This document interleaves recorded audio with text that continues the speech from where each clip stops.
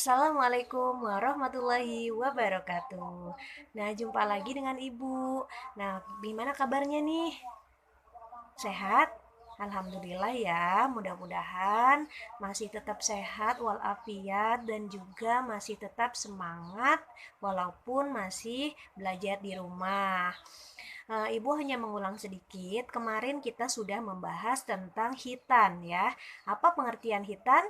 Ada yang tahu nggak? Nah, hitan adalah apa? Memotong kulit atau kulup bagian ujung alat kelamin laki-laki ya. Nah, itu pengertian hitan. Hitan secara bahasa yaitu memotong. Itu kemarin sudah kita bahas pada pertemuan kemarin ya di dalam video. Kalau kalian masih belum memahami atau masih lupa-lupa, maka boleh dilihat lagi video Ibu yang kemarin ya tentang pengertian hitan. Nah, sekarang kita akan membahas masih sekitar tentang hitan, yaitu sekarang kita akan membahas tentang hukum hitan dan juga waktu pelaksanaan hitan beserta dengan hikmah dari hitan itu sendiri. Nah, untuk lebih jelasnya lagi, silahkan simak slide berikut ini. Hitan merupakan salah satu ajaran Islam yang menjadi adat dalam setiap masyarakat Muslim. Bagi kita, berhitan adalah sebuah keharusan dan kebutuhan dalam berkehidupan.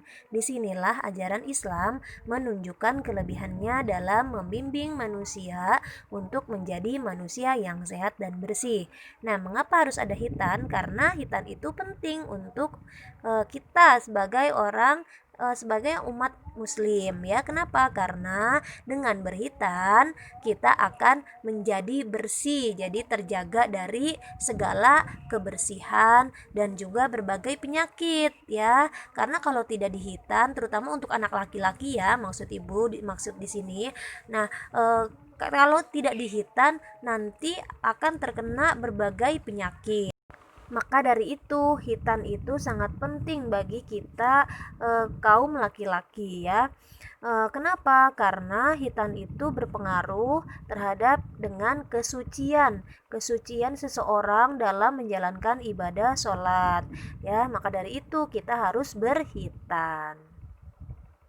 Oke, lanjut hukum hitan. Hukum hitan di sini terbagi kepada dua, wajib bagi laki-laki. Yang pertama itu untuk anak laki-laki wajib hukumnya ya. Jadi jumhur ulama, mayoritas ulama ini sepakat untuk anak laki-laki itu hukumnya wajib. Jadi kalau tidak dijalankan itu akan dosa. Maka dari itu orang Islam semuanya pasti berhitan. Nah, untuk anak perempuan juga sama loh. Anak perempuan juga dihitan. Nah, bagi perempuan tidak diwajibkan, hanya saja hukumnya sunnah saja atau sebagai penghormatan terhadap perempuan saja. Nah, yang kedua yaitu pelaksanaan hitan. Berhitan wajib dilaksanakan ketika anak mendekati masa akil balik, usia antara 7 sampai 10 tahun. Ya, jadi sebetulnya hitan itu diharuskannya sih sebetulnya sebelum akil balik ya. Ya, usianya di antara 7 sampai 10 tahun. Tapi sih orang-orang kebanyakan ya sebelum balik gitu loh, bukan sebelum akil balik, tapi sebelum balik. Kalau di sini sih rata-rata sebelum balik ya. Padahal sebetulnya yang paling bagus itu ya hitan itu sebelum atau mendekati masa akil balik. Akil balik itu bukannya mau balik ya, tapi akil balik. Akil balik itu sudah sebelum dia tuh bisa membedakan mana yang baik dan mana yang buruk gitu. Itu seharusnya di masa itu ya.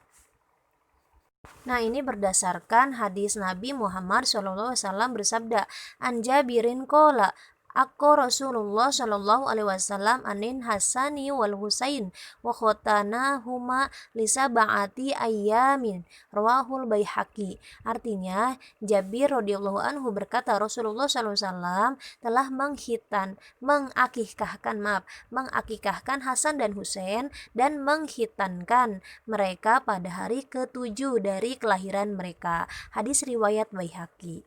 Nah, di sini dikatakan ya bahwa bahwa Rasulullah SAW juga telah menghitan ya cucunya yaitu Hasan dan Husain pada usia 7 hari dari kelahiran. Nah, jadi bisa dikesimpulkan bahwa sebetulnya lebih bagusnya itu berhitan itu sebelum masa akil balik ya. Karena kenapa? Karena ini akan berdampak pada eh, sholatnya seseorang anak laki-laki gitu. Kalau seandainya seseorang itu memang sholatnya itu sholat anak kecil itu pahalanya untuk orang tua. Tapi kalau seandainya sholatnya anak kecil tidak sah, maka tidak ada pahala untuk orang tua seperti itu ya.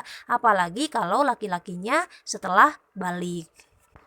Nah, di sini kenapa anak laki-laki itu dihitan harus sebelum masa akil balik? Karena pada masa itu ya diharapkan bahwa anak itu akan siap menjadi seorang mukalaf. Mukalaf itu bukan mualaf ya, mukalaf. Mukalaf itu orang yang sudah siap terkena beban beribadah gitu, yang akan memikul tanggung jawab dalam melaksanakan hukum syariat dan perintah-perintah Allah. Jadi usia 7 sampai 10 tahun itu anak-anak itu sudah mukalaf, sudah siap untuk menerima beban-beban beribadah gitu ya. Berhitan sebaiknya dilaksanakan pada hari-hari pertama setelah kelahiran. Dengan demikian ketika anak telah masuk akil balik dan mengerti hukum agama, ia telah mendapatkan dirinya telah dihitan dan akan merasa tenang sehingga ibadahnya juga sudah sempurna gitu. Jadi untuk mempersiapkan pada masuk setelah balik